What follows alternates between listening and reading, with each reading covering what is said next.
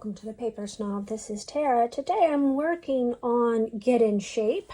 This is a hop that was started in January, and a shape is picked for each week. This week's shape is squares.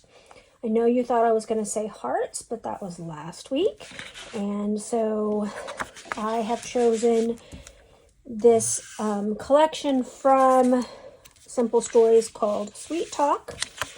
It's got several pieces of pattern paper. I've got stickers and some ephemera.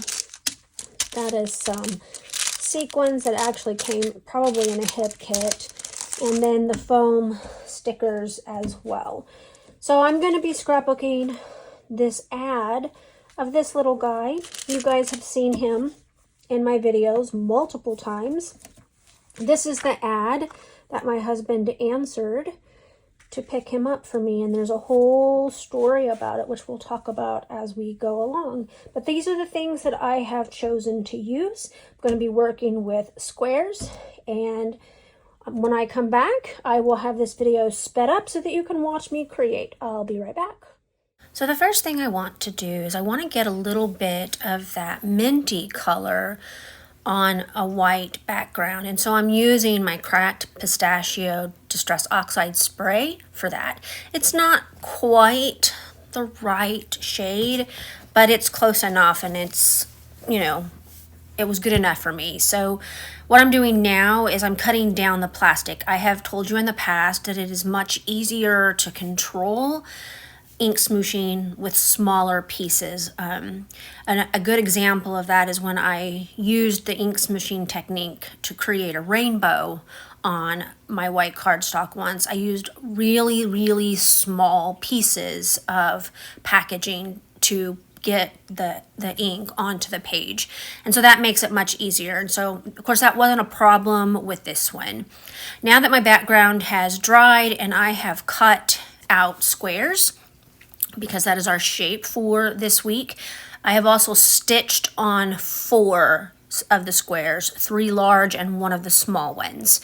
And so now I'm just going to go ahead and adhere everything to my white cardstock. I am adhering the squares kind of wonky.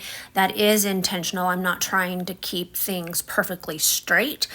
I'm just wanting to make sure that the colors on each square stand out a little bit. I don't want to just mat the top stitched square. I want to have the colors peeking out from behind. On the right hand side, as you can see, I've decided to pull out my wet glue. I tend to prefer the tacky glue from Scotch for wet glue. I have tried other wet glues. If I'm wanting stuff to dry quickly, I tend to reach for this. I have a hard time with the Nuvo bottle because I put one of those caps from Scrap Perfect on it to make it fine tip, and that bottle is really hard to squeeze. So let's talk about this photo a little bit more.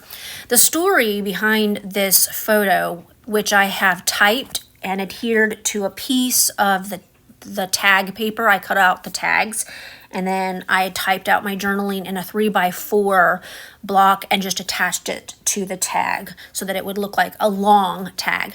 But the story behind this photo is I found this ad because I had kitten fever really bad. We already had Smudge, and then we also had a golden retriever. And since we're military and we tend to rent rather than buy, pet fees can get really expensive. So we've just been kind of aware that the more pets you have, the more it costs to rent. So anyway, but I had kitten fever. It's kind of like baby fever, but it's kittens. And so I showed this cute photo in a Craigslist ad to my husband, and I'm like, can I have her? I've even named her, and I named her Phoebe. And no, I had not even seen the kitten. I just fell in love with this sweet little face that you can see here. My husband told me no, which was the answer that I expected. That was a Friday night during movie night. After we had put the kids to bed, my husband and I were watching our own movie. when we had this conversation. Anyway, the next morning, yours truly is not a morning person. I'll just put that right out. I don't do mornings. I am part kitty cat. I stay up all night, and I tend to get my 8 hours in at a later date than other people.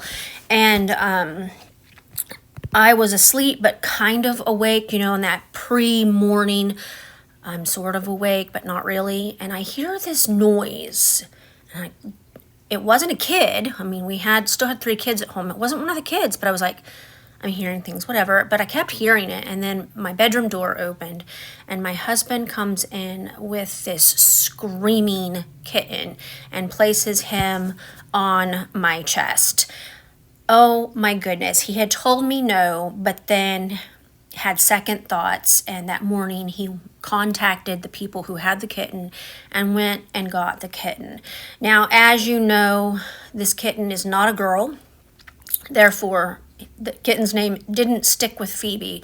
I went to the vet. At this point, I already thought that the people that we got him from was wrong about him being female. I was pretty sure I was seeing male parts. But, when they're that little, you can't always tell. Anyway, so vet verified that he or she was a he, as I thought. So what I'm doing here is, instead of putting fun foam in the middle of my photo, I am building a 3-sided frame. And that is to help guide my hidden journaling. And it's also to help it from falling out the bottom. The bow that I attached will do that as well, but I did this in a manner that the photo will still be lifted off the page a little bit, and my journaling will slide easily. And so I will put some wet glue on the back of that, and I will get it going. All right, I have my layout completed.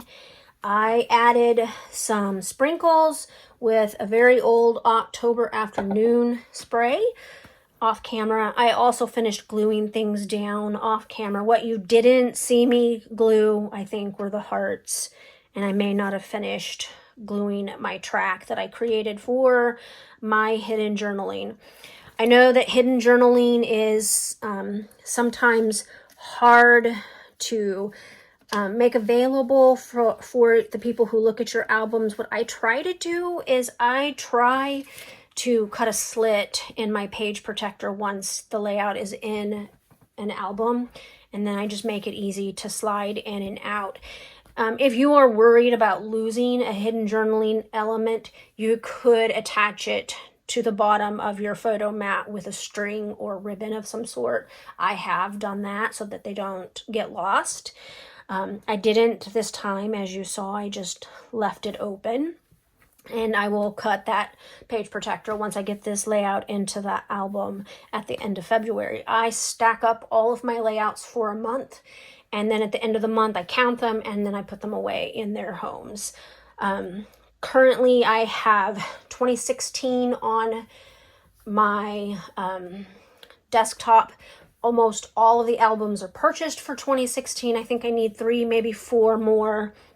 And then I will finish building the entire year. And then when I'm ready to scrap something, I can just pick from any of the albums that are ready to go. And that is kind of how I do that, unless I am scrapping a current set of photos. And I do that as well.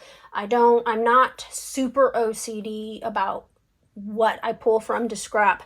If I don't have a year put together, like anything newer than 2017 I don't have albums for, and I store those layouts in iris boxes, and they are labeled with the year, so that when I purchase albums, I can pull all of those layouts out, stick them in the album where they belong, and then build the albums out so that I'm ready to roll. Anyways, I thank you so much for coming to my channel today.